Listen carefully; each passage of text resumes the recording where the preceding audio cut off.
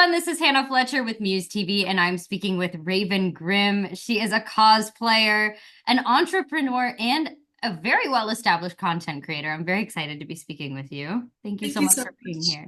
Thank you so much for having me, Hannah. Absolutely. I'm so excited. So I was so excited when I was pitched to be able to interview you because I've seen your content before, and I think that you're gorgeous and just like you're just so interesting, and I think you're so cool. So I'm really excited. Uh, Okay. I don't. They were I'm like, shy. I'm shy. Sorry, there's a bit of no. so I don't mean to talk over you at all. Oh, you're fine. You're totally fine. That's the fun of the conversation. We just authentic banter.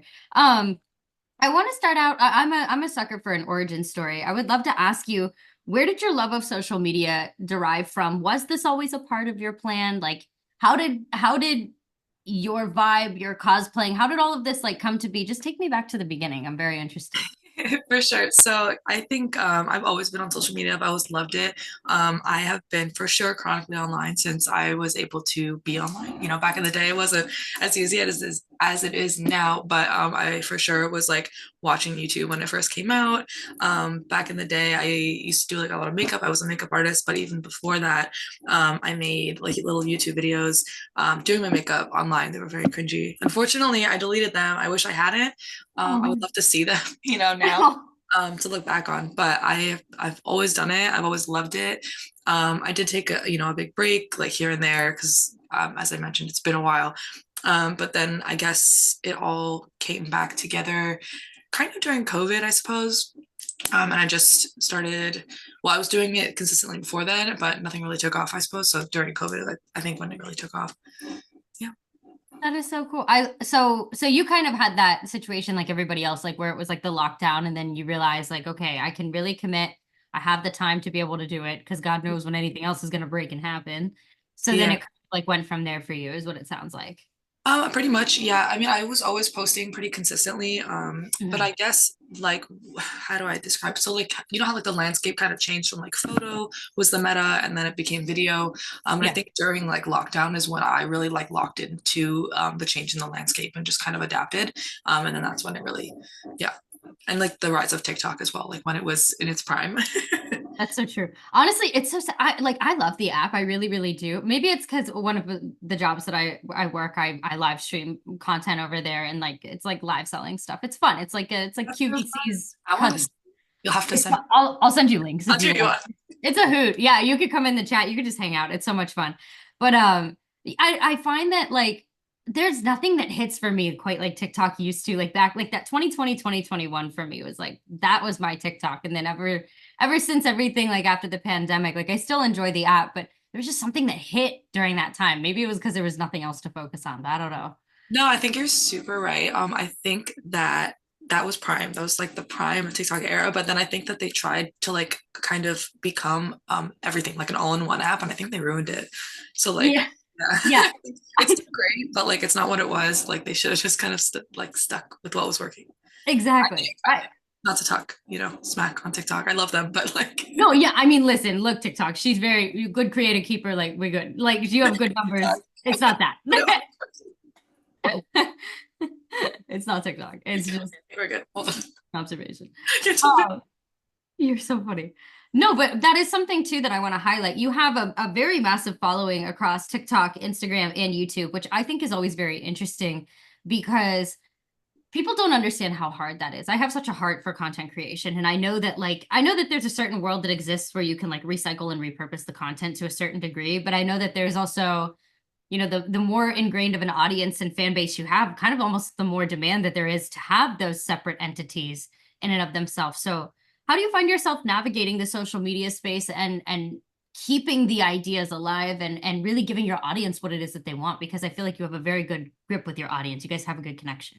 Thank you. I think so, as well. I love my community and I love to like nurture and like foster the community like environment. I like to have like a safe space, where people can just feel themselves, which is really important to me.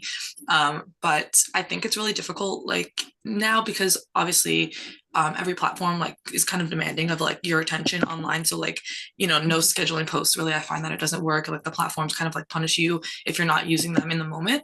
So I really like to try and spend as much time like posting like organically on the platforms, each platform individually. Every single day. So it's a lot. It's very time consuming. I do repurpose like reels. Sometimes I'll make certain things specifically for TikTok, or like for long form YouTube. Like everything is obviously just for YouTube, because I don't think there's really a platform. I mean, TikTok is trying to adapt to that as well now with I don't know if you've heard like the landscape video and TV, excuse me, TikTok like TV. But I make, content specifically for long form YouTube. So it's definitely a lot to navigate. But I think most importantly, I am creating content that I love, that resonates with me. And I just hope that the audience would follow, like it would get shown to the right people. That's what the algorithms are for, excuse me. So I just kind of do what I love and hope for the best. That just sound cliche. No, but I mean, that's the truth though. That's what you have to do at the end of the day. Yeah. Do you find yourself honoring your audience in terms of like, do they give you, I'm still navigating to understand like the exact relationship that you have with them. And like, I know a lot of content creators too. It really just depends. But like, basically, if they request something from you, do you make that type of content? Like, is it a lot of like I asking you totally shall missed the receive? question before. I totally missed the point of the question. Oh, Um, you're fine. yeah, so for Oh, sure. no, not at all. That was a separate question. You're doing great. Oh, You're fine. You're totally fine. oh no. Um, No, no. Oh, for sure. Like if I try to read as many comments and reply to as many as I can. Sometimes I will see like a cosplay recommendation, and I'll for sure like do it, especially if there's something that I've already like planned and they're like, oh, like you should do this. I'm like, yes, like, it's already on the list. Sometimes like, if there's a recommendation that I won't know the character, I don't know anything about it, like I can put it on the list, but like I don't like to cosplay or make content about like things that I don't have sufficient knowledge about. It wouldn't be authentic for me, and I just like don't like to do that. I would feel weird making that. So yeah, I like to listen to my audience and see what they want for sure. There's been posts specifically where I'll ask like, oh, like what do you want to see next? And I'll try to just like incorporate the answers. I like to post a lot of polls as well, like on stories and stuff like that, just like general things, but just to kind of get a hint of like what people like and what they want to see for sure. Love that. I love that you want to just keep that audience connection. And I think that that's a really big form of maintaining that longevity in the social media space that I think a lot of people don't understand when it comes to content creation. Because I feel like there is this idea that you are to serve and give back to your audience because they're giving you their time, their likes, their comments, things like that. On that note, actually, I've been just like it's been a really, really chaotic month. So I have not had as much time to kind of like go through comments this month. And I was just thinking about it today because I was kind of freaking out. I was like, I feel like I haven't replied to like anything. And I just feel like I need to get back to that. So I will have a break. But yeah, I haven't been doing that as much like lately this past month. And I just was like, I need to get it. Just like need to communicate with, I guess, my audience and build like a community. And I think a lot of platforms are building more features, I feel like, to facilitate that. Yeah, like especially like YouTube, they build like more community like tabs and programs and stuff like that. So it's really exciting to be able to connect with them more. Yeah. I love that. I think that the connection is the most important part. Also, it is like your busiest month. Talk to me about how this month is. Talk to me how this month has been for you, and like just out of genuine curiosity, just because of the specificity of the type of content that you make. Is there Mhm. any fear that you ever have, or is there any like basically how are you? I'm trying to figure out how to phrase this. When you have the niche specific type of content that you do have with the cosplaying, and then obviously, there's this like spooky season-esque type of vibe to it, but I think it's amazing. I like watching it all year round. But is Yeah. there a challenge that happens when you aren't in like the spooky season realm that you have to navigate as a content creator to be able to make that content last for the entire year? Talk to me about what that looks like for you. I wouldn't even say that there's any issues doing it all year round. I don't think I personally run into anything. I guess the biggest like issue, it's not an issue really, it's just that like when it is October or like spooky season, things get really crazy. And they were crazy, like when I didn't live here, but now that I live here, I mean I never expected to be so busy. I mean, like I think I've been out more this month than I have in like a few years, like back in New York. So it's been a lot, as you can tell, I'm losing my voice. But it's been really good. It's good, busy. It's great. I'm super grateful. Um, and it's a lot of fun. So there's just so many more things to do, I suppose, like during this month, like all the haunts, like I've been to so many haunts this month. Right. I have a few friends who are on YouTube, and I participated in their videos because they're doing like spooky YouTube videos. So that's really cool. And just like a lot of events and just spooky related things. But I don't think I've normally run into any issues doing it all year round, except for like the occasional person being like, oh, did you know it's not Halloween yet? Oh God. Aw. Life, it's Get fine. out of here, control. That is so funny. Yeah. I was gonna ask you, so what we do with Muse, a lot of our content, we really amp up during Halloween too, and we do a lot of the haunts. I personally haven't done so many haunts this year just because of other things going on, but I mean I've had my fair share of like Six Flags, LA Haunted Hayride, like I mean all of them, Halloween Horror Nights. Is there any particular haunt that like really stood out to you that you were very impressed by that you're like, oh yeah, next year I can't wait to go to that?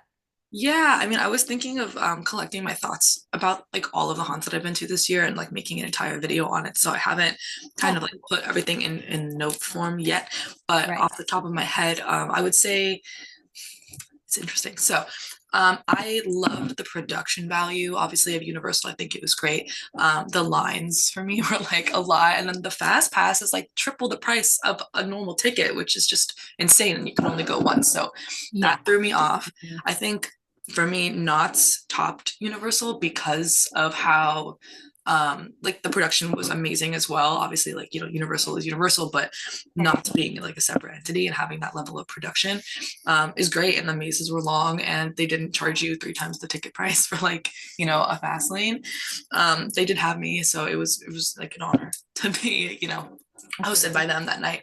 Mhm. And then the rides, that was another thing. Actually, it's coming back to me now, but like at Knott's, all the rides were open till 2 a.m., like the line, and then they closed the line. They continued. Universal Mhm. was just like closing rides left and right, and everything was like really just like kind of all over the place. So loved Knott's.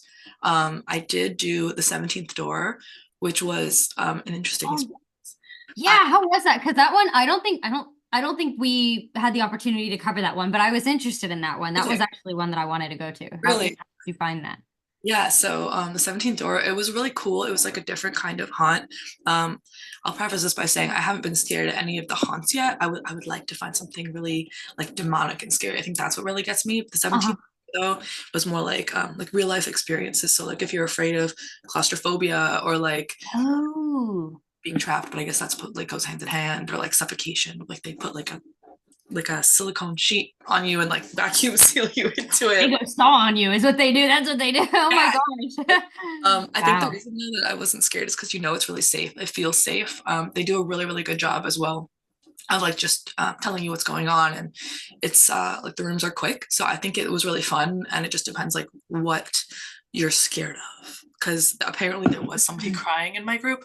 I didn't notice. I was convinced to do it by my friend Zach, who does CZ's World on YouTube. He does like lots of horror videos, and I wasn't gonna go before that because it looks so crazy online, as I'm sure you've seen. But I went, and it was for sure doable. Yeah, it just depends like what you're scared of. That's interesting. Okay, I'll keep that in mind for next year for sure. I don't get scared at the haunts at all either, so don't feel So bad. we're gonna I'm the kind of person like we go through it's I feel so bad for when the gentleman that I work with is named Mike, but every time Mike goes to like shoot, what he does is he'll walk behind me and then I go in front. And yeah. I mean, the amount of footage that we have of an actor trying to jump scare me, and I'm like, good job. Like Oh, nobody wants to see you complimenting what do you somebody. say? No, wait, stop. We have to go to one together now. I love Wait, that'd this be is fun. I love to talk about this because I don't know either. Like you mentioned, like what do you say? Like it's not that they're doing a bad job. It's just us. We're It's just just us. different. It's me. It's not you, babe. I'm sorry. I know you're hiding behind a corner. I know you're doing this 1,700 times tonight. I'm Yes. sorry I wasn't giving you what you want. You're Yeah. still cute. Like I like your eyeliner running down your face. There's Exactly. that. Like, So like when we say thank you, it's not trying to be disrespectful. I hope that nobody thought I was disrespectful. I think you're doing amazing. I just can't get scared like that. no, and I think a lot of it too, like I grew up in that environment. Like Halloween was so much fun, but I mean also like the haunted houses that I had back on the East Coast versus like Oh, yeah. you're very different. So You know, yeah. I actually had a terrible experience at a haunted house. My worst haunted house experience was in Salem, ironically. Really? Well, that's a letdown. Go ahead, continue. I'm No, mad for you. yeah, I went to Salem for Halloween, I think like 2 years ago, and it was awful. It was awful. I mean, they hate tourists, which I understand. Like, it's Salem, you're probably fed up with it, but like, I mean, wow, like they were mocking us outside of the bars, it was open till 2 a.m. Like we were trying to find somewhere to eat after they were sweeping the streets at like 10 p.m. and like they're like pulling on the doors, like, haha, you can't come in. Meanwhile, there's people in the whatever. So that's not the haunted house, but that's just a horrible experience. So the haunted house, there was like, I think a road and there's like 4 haunted houses or something like that. It was legitimate. I assume like you had to buy tickets and like it didn't seem like a scam, but when you walk in, it was maybe like a 10-second walk through basically an empty Spirit Halloween aisle. Like there was not one like haunt actor. There was like, like a laser light with fog. And that was about it. I was like, I just paid for this. It was terrible. It was terrible. So anytime somebody tells me they're going to Salem for Halloween, I'm like, I hope you have a great time. Like, good luck.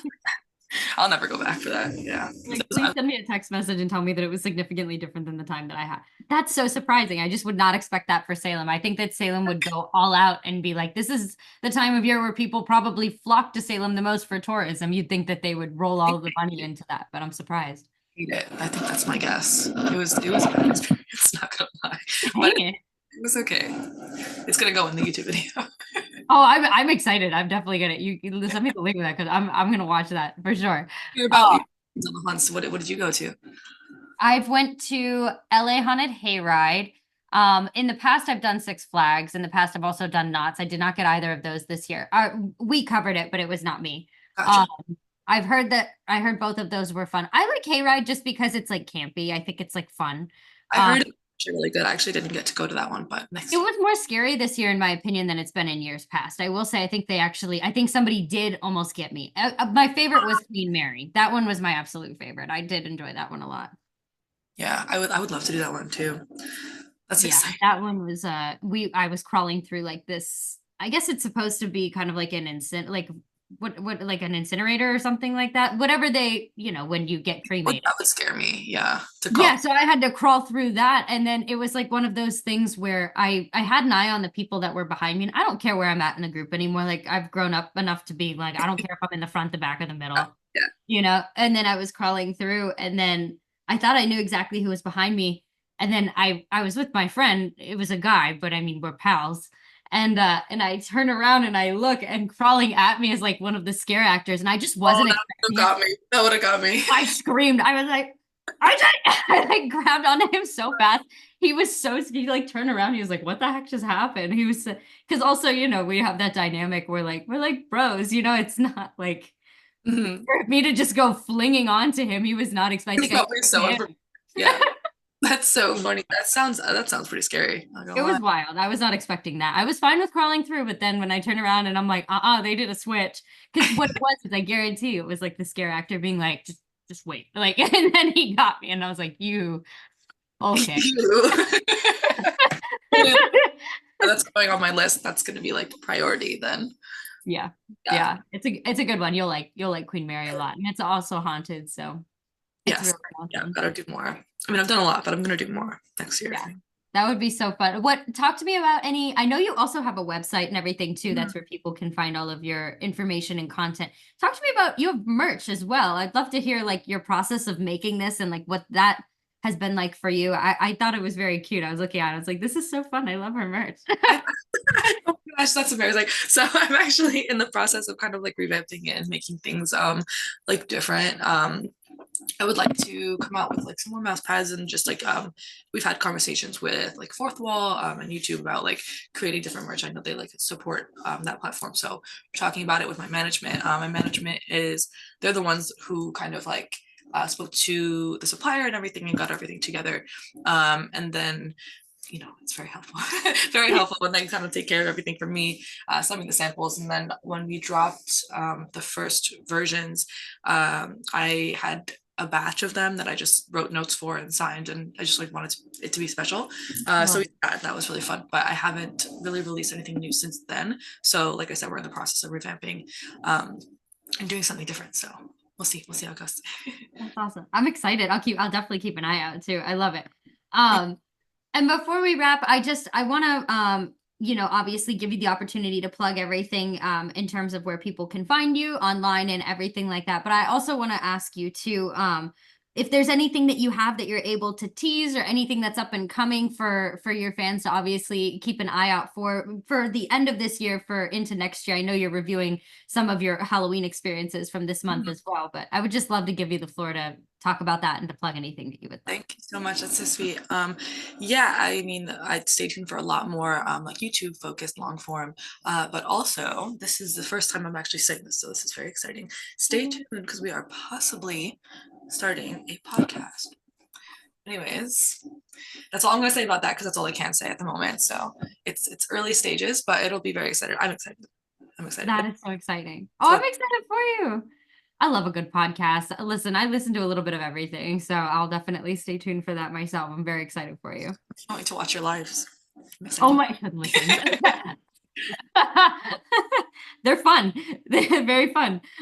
Yeah, we'll definitely keep it. I'm sorry.